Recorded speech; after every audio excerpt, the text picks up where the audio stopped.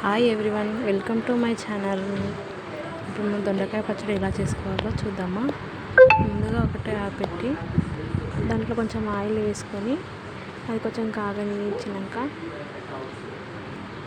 ఆవాలు, జీలకర్ర, మన పోపు గింజలు ఉంటాయి కదా, అవన్నీ వేసేసి తర్వాత దొండకాయ ముక్కల్ని చిన్న చిన్న కట్ చేసుకొని దాంట్లో వేసేసుకోవాలి.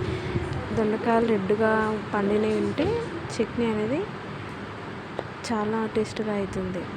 మనం కాయలు తీసుకొని చేసినాం అనుకో టేస్ట్ అనేది ఉండదు. ఇవి పండిన కాయలు పుల్లగా ఉంటాయి, అందుకని టేస్ట్ అవుతుంది చట్నీ.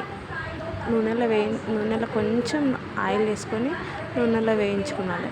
తొందరగా ఈజీగా అయిపోయే రెసిపీ ఇది.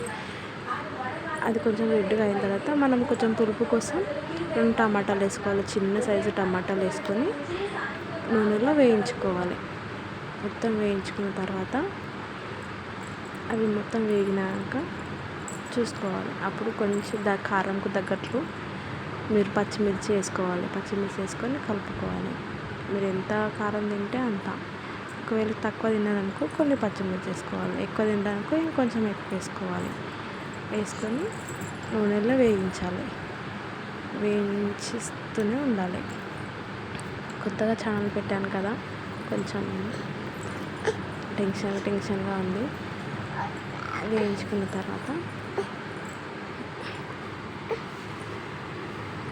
దానికోసం కొంచెం పల్లీలు వేయించుకొని పొడి అనేది మిక్సీ కట్టుకొని మిక్సీ జార్లో వేయించిన దొండకాయలు, మిరపకాయలు ఉన్నాయి కదా, అవి మిక్సీ జార్లో వేసుకోవాలి. దానికి తగ్గట్టు సాల్ట్ వేసుకోవాలి. సాల్ట్ వేసుకొని పసుపు వేసుకోవాలి. కొంచెం పసుపు వేసుకున్న తర్వాత మనం పొడి చేసుకుని ఉంటాయి కదా పల్లీల పొడి, దాంట్లో కొంచెం కలుపుకోవాలి. ఎక్కువ కలుపుకోవద్దు, కొంచెం కలుపుకొని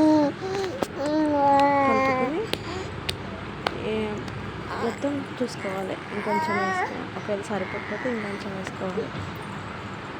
ఇప్పుడు చూడండి చట్నీ ఎంత మంచిగా, సింపుల్గా చేసే చట్నీ ఇది.